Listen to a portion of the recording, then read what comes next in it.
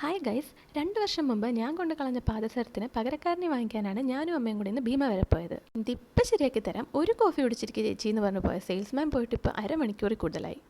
ഇവിടെ എങ്ങാണ് ഇപ്പം തീവ്രവാദികൾ വന്നാൽ ഞാൻ ഇവരെയെല്ലാം എങ്ങനെ രക്ഷിക്കും എന്ന് ഞാൻ ചിന്തിച്ചപ്പോൾ എൻ്റെ അമ്മ ദുബായിൽ നിന്ന് കേരളത്തിലേക്ക് എങ്ങനെ ലാഭകരമായിട്ട് സ്വർണം കടത്താം എന്നാണ് അപ്പം കണ്ട ആൻറ്റിയുമായിട്ട് ഡിസ്കസ് ചെയ്യുന്നത്. ചേടാ, ഇതിപ്പം ഞാനാണല്ലോ ഭേദം. അല്ലേലും ഇവിടുത്തെ സെറ്റപ്പ് ഒന്നും തീരെ പോരാ. എൻ്റെ അമ്മയ്ക്കൊന്നും അത്ര ഇഷ്ടമായില്ല. പിന്നെ വാങ്ങിപ്പോയില്ലേ.